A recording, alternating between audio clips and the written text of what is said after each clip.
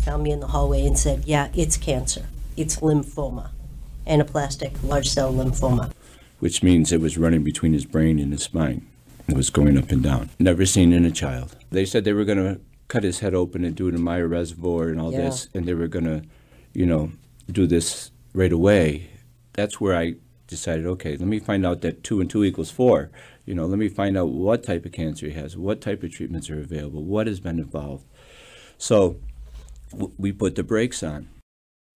And I made 3 calls. I called Dana-Farber in Boston. I called Sloan Kettering in Rochester. And I called St. Jude's Children's Hospital in Memphis, Tennessee. And within probably 24 hours, I received a call back from Memphis, Tennessee, Dr. Torrey Sandlin, and he assured me as a father I was doing the right thing of getting a second opinion. But then he told me that, they never really seen the presentation of what my son had. So now they would, need to get a team together and write a protocol. Within 72 hours, we had to make a decision. What do you do? And I started to look and to research, and I see that St. Jude treated like 3,600 kids a year. We're in an institution that probably right now was treating 6 kids a year. They said, we're not going to give you a positive answer that we can cure your son, but we can assure you that we will do our best to put him into a protocol that would, hopefully have great results, and it did. So we made that decision. We closed our house down, took our oldest son out of school, got on an airplane, and we flew to Memphis, Tennessee. So that was all like Saturday that this started moving forward with us.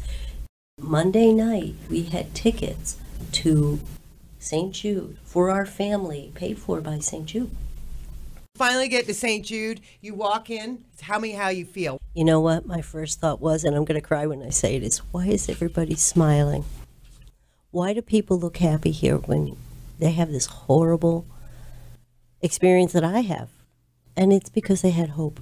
St. Jude gives you hope. When you walk into St. Jude's, is you realize is that we all have a common denominator. That common denominator is fear and pain and hope. We're looking for hope. We want our children to live.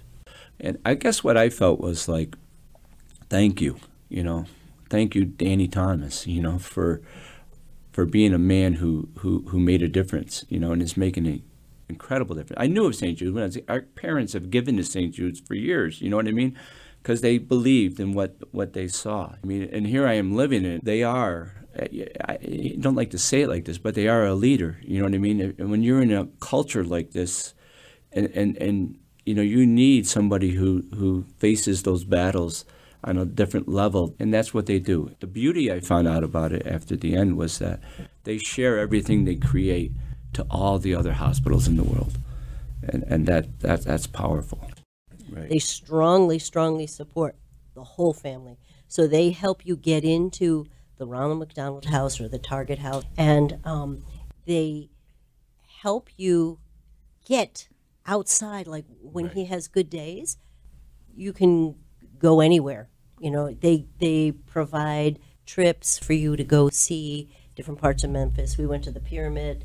We did so many things as a family. The community is behind them. There's organizations that, like at the Ronald McDonald House, is an astounding place, and businesses in the community will come and, they'll send food or something for the families and things like that.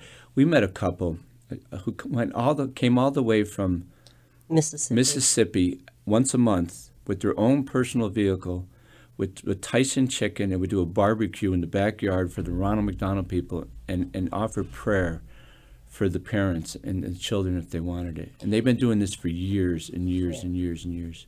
And I realized that it's not just in Memphis, it's around the world. I could not think of a better place to be. If you ever wondered if your dower really did do what they said it does, I would tell you it does. It does. It does, 100%.